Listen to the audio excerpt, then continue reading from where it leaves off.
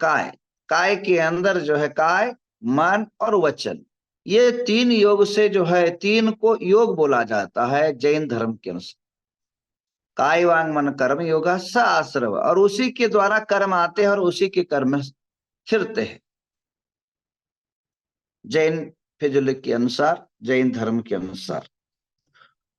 और महत्व की बात यह है, इस बॉडी के अंदर जैसे आकाश, पृथ्वी आदि जैसे बाह्य वस्तु है, वैसे ही पूरी इसी के अंदर भी है। मात्र बॉडी के अंदर नहीं है, उसकी जो बटन है इन उंगलियों में है। बटन जो है इस उंगलियों में पाया जाता है।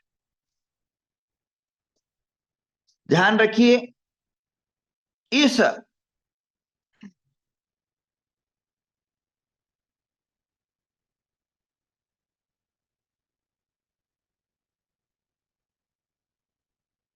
इस संसार के अंदर मनुष्य के जीवन में 5 उंगलियां पाई जाती है और इसके अलग अलग नाम हैं। आप सभी जानते हैं, इसको अंगुष्ठा बोलते हैं। क्या बोलते हैं? अंगुष्ठा। और इसी प्रकार जो है, और इसको जो है तर्जनी बोलते हैं, इसको मध्यमा बोलते हैं, इसको अनामिका बोलते हैं, और ये आमिल कस, आमिल आमिल तो, और इसको जो है कनिष्ठा बोलते हैं। ये 5 उंगली, इन 5 उंगलियों में पंच तत्व भरा हुआ है।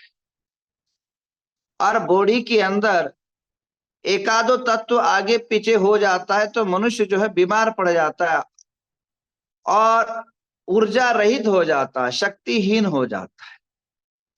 इस शरीर के अंदर 1 नहीं, 2 नहीं, 3 नहीं, कम से कम, अरे भाई, कम से कम जो है यहां 72,000 नाड़ियां दिखाई जाती है।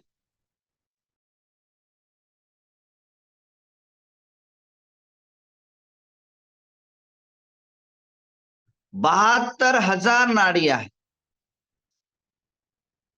और 72,000 नाड़ियां सारी जो है, 72,000 नाड़ियां सारी जो है,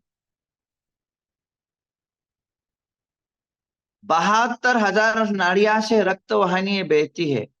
परंतु 72,000 नाड़ियां सारी जो है जागृत है ऐसा नहीं है। जो नाड़ियां होती है, जो स्नायु बोलते हैं, जिसमें रक्त की बहाव बनती है, और इसका जो अंत है ये उंगलियां रहती है, 5 उंगलियां। तो 72,000, जैसे गंगा से निकलता हुआ पानी समुद्र में एंड होता है, और बॉडी के अंदर जो है अंतिम छोर जो है ये उंगलियों में पाया जाता है। नाड़ियों से रक्त बहना होता है, और कुछ नाड़ियां सुप्त हो जाती है, कुछ नाड़ियां अजागृत होती है, और वह अजागृत होने के कारण हमारी शक्तियां पूरी विकसित नहीं होती। उसको विकसित करने का एक तरीका है, वो मुद्रा है बंद। आइए, अब ये 5 उंगलियां है, और 5 उंगली में 5 प्रकार के तत्व है। पहला फोटो तो सो 5 तत्व जो है, पहला अंगुष्ठा है। अंगुष्ठा के अंदर, अंगुष्ठा के अंदर अग्नि तत्व पाया जाता है। देखिए 5 उंगली जो अंगुष्ठा है उसमें अग्नि तत्व पाया जाता है। और इसी प्रकार दूसरी जो है बाजू में जो उंगली रहती है वह तर्जनी, इसमें वायु तत्व रहता है। और उसके बाजू के अंदर जो उंगली है मध्यमा, जिसमें आकाश तत्व पाया जाता है। और इसी प्रकार उसके जो बाजू में उंगली है अनेमिका, जो है पृथ्वी तत्व पाया जाता है। और उसकी सबसे छोटी उंगली है वह कनिष्ठा, जिसको कहते हैं छोटी उंगली जिसको कहते हैं, उसके अंदर जो है लास्ट जो है जल तत्व पाया जाता है। ये 5 उंगलियां 5 तत्वों से निहित होती हैं और इसके अंदर इसके अंदर एकादो तत्व कम ज्यादा होता है तो जो है मनुष्य के जीवन के अंदर अनेकों प्रकार के विकृत परिणाम होती हैं।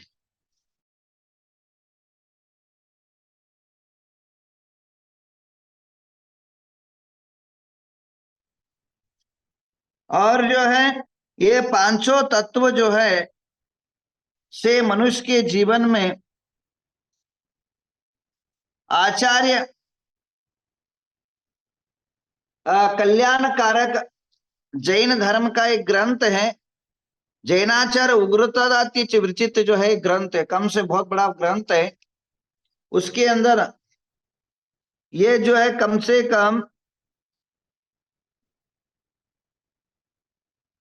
700 के ज्यादा पेज का ग्रंथ है, 701 पेज का ग्रंथ है।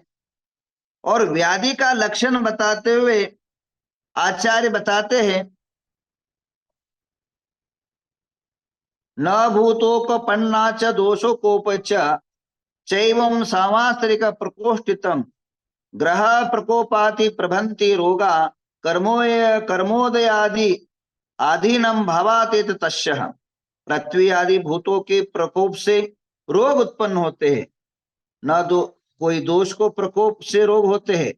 वर्ष फल खराब होने से मंगल आदि ग्रहों के प्रकोप से उत्पन्न होते हैं, लेकिन कर्म उदय से उदीर्णा से रोग ही उत्पन्न होते हैं। तो कहने का तात्पर्य यहाँ के क्या कह रहे हैं आचार्य, आपके पृथ्वी आदि 5 भूतों के आगे पीछे होने से और अंतरंग कर्म के असाधता वेदनी उदय होने से ये जो है ग्रह आदि गोचर से आगे पीछे होने से जो है मनुष्य के जीवन के अंदर रोगों का उत्पत्ति होता है, ये जैनाचार्य कहते हैं। अर्थात ये अगर जल तत्व कम हुआ तो जल संबंधी रोग, वायु तत्व हुआ तो वायु तत्व संबंधी रोग, आकाश तत्व कम हुआ तो आकाश संबंधी रोग उत्पन्न होते हैं। अब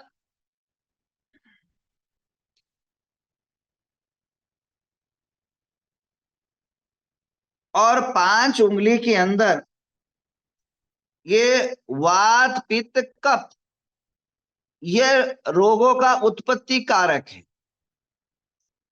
आचार्य कल्याणक बहुत आगे ग्रंथ है, बहुत जो है बहुत लंबा चौड़ा ग्रंथ है, 700 पेज तो आपको पढ़ के सुखा नहीं सकता हूं। और इसलिए जो इतना ही कहूंगा कि इतना ही मूलतः उनका कहना यह है, उनका कहने का तात्पर्य है आचार्यों का कि अनेक कारणम रोग कारक, अनेक कारणों से रोग का कारण बनता है। और रोग 2 प्रकार के होते हैं, कहा है असाध्यम साध्य क्रमो तो ही रोगादिविदम चक्षु समंत भद्रे असाध्यम क्रमो तो असाध्याम द्विकृत कृच्छा च सुखी साध्यनम। रोग साध्य और असाध्य 2 प्रकार के विभाग है। भगवान समंत भद्र स्वामी असाध्य 2 प्रकार के कृच्छुम साध्यम च साध्य भेद, यानी साध्य प्रकार के रोग असाध्य प्रकार के रोग पाए जाते हैं। और वह वात संबंधित, प्राण संबंधित और उदन संबंधित अनेकों प्रकार के जो है रोग पाए जाते हैं। और रोगों का जो मेन सूत्रधार है वात पित्त और कफ। कहते हैं कपेनम संयुक्त लभ्यते वेदनाम च स्पर्शनम सपित्त आदित्यम सतितम देह कृतम भविष्य नरशिवातम त्रिविधा। अर्थात वायु कृपित हो तो शरीर स्तंभन करता है, पीड़ा उत्पन्न करता है, स्पर्श कठिन कर देता है, पित्त से युक्त होने से देह ताप जलन पैदा करता है, और वात से संबंधित अवस्था होने से शरीर के अंदर कंपन आदि पैदा हो जाता है, तो मुख वक्र आदि हो जाता है, शरीर में अर्धांग हो जाता है, पक्षघात हो जाता है, नाना प्रकार की 80 प्रकार के रोग हो जाते हैं। तो आपको इतना ही समझना काफी है। अब आगे जो है मैं बता रहा हूं, तो आपके शरीर के अंदर जो भी रोग पैदा होते हैं वो तीन के कारण होते हैं, वात पित्त कफ। और शरीर का संचालन भी जो होता है वो तीन के कारण ही होते हैं, वात पित्त और कफ। तो कहने का तात्पर्य इसका प्रकोप होना और रोग का कारक हो जाता है। तो इस जो है ये पांचों उंगली को हम एक तरह से संतुलित अगर बना जाते हैं, योगा का मुद्रा कर लेते हैं, तो निश्चित रूप में उसका कंट्रोल हो जाता है। तो अब जो है मुद्रा बनाते समय एक विशेष ध्यान रखना है कि सरलता से सहजता से करना है। योग मुद्रा के अंदर कोई प्रकार का समय और टाइम निहित नहीं होता है। जब जब आपको समय मिले तब तब कर लेना और सही ढंग से कर लेना।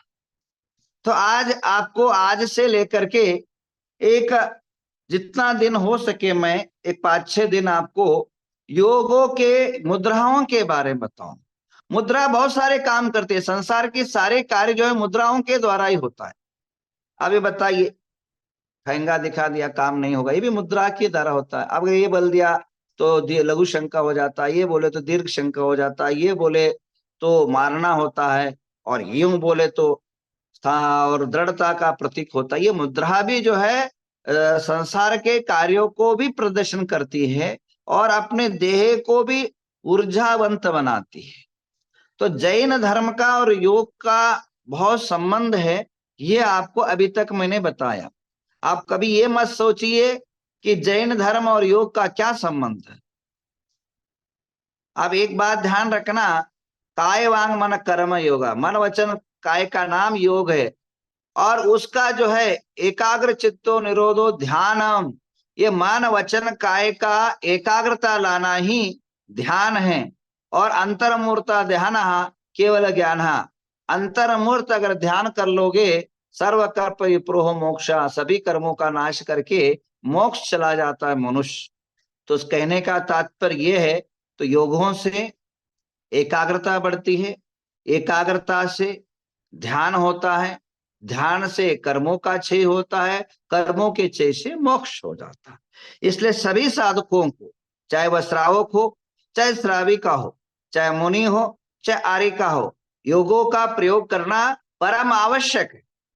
और 90% कोई भी जो है जैन श्रावक योग से रहित ना हो, सभी योगवंत हो, ऐसी हम भावना बांधते हैं। महावीर को महायोगी माना है। महावीर के 2550 निर्वाण उत्सव के उपलक्ष्य में यह मैं आज का योग का अध्ययन आपको करवा रहा हूं। आप सभी जो है एकाग्रता से इसको समझिए। आज योग के अनेक मुद्राएं हैं, कायोत्सर्ग मुद्रा, पद्मासन मुद्रा, सरल आसन, नाना प्रकार के आसन योगों के बीच में आ जाते हैं। तो हम योग के मुद्रा के अंदर सबसे पहले हम आरंभ करते हैं हस्त मुद्रा का। हस्त मुद्रा का देखिए, अब जो है सबसे पहले मैं सबसे प्राण मुद्रा के बारे में बताऊंगा। सबसे पहला प्राण, प्राण है तो सब कुछ है भाई। अगर प्राण ही नहीं है तो जीवन ही नहीं, तो रहा क्या। कहा एक हिंदू कार साहित्य में कहा है, हिंदू साहित्य में कहा है, प्राणायम परम मित्र, प्राण एव परसकः, प्राण तुल्यो परो बंधुर नास्ति नास्ति वरानने। प्राण ही परम मित्र है, प्राण ही जो है परम सखा है, प्राण तुल्य जो है कोई बंधु नहीं है, प्राण सब कुछ है बंधु। प्राण है तो सब कुछ है। तो प्राण योग की जो है बात कर रहा हूं, तो आपको यही कहना चाहूंगा कि सबसे पहला जो है आपकी प्राण मुद्रा के बारे में बताऊंगा।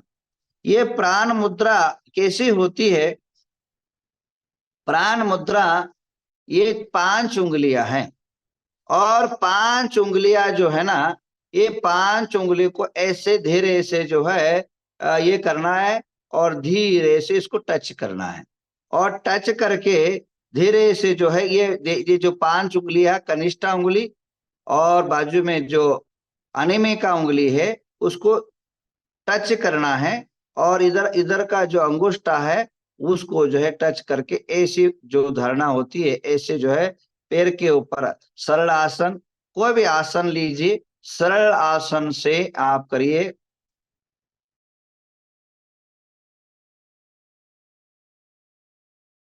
हाँ प्रेसिडेंट। तो आप जो है इसको जो है इस प्रकार की जो विट्रिया बोलते हैं ना आप, विट्रिया, तो विट्रिया जस करते हैं, विट्रिया की जगह आप ये जो है प्राण मुद्रा है, इसको प्राण मुद्रा बोलते हैं। इसको आप लोग सरल आसन से बैठ जाइए, और सरल आसन से बैठ करके और आलती पालती मान के बैठ जाइए, और घुटनों के ऊपर जो है हाथ रख करके दोनों उंगली को लंबा कर लीजिए, और कनिष्ठ छोटी उंगली की बाजू में, और अंगुष्ठा को उनके अंतिम शीर्ष भाग को दबा लीजिए, और एक ही नहीं दोनों उंगली को दबाना है। इसके लाभ एक नहीं हजारों लाभ, जीवन की परम शक्तियां है इसके अंदर। सबसे पहली जो है इसका लाभ ये है, अगर अगर ऐसे बढ़ जाते हो सरलता से बैठ जाइए, और कम से कम इसको जो है जबर जोर से दबाना नहीं, सरलता से जो है इसको जो है इसको अग्रिम भाग को, तीनों उंगली को अग्रिम भाग को टच करना है, स्पर्शित करना है, सरलता से लगाना।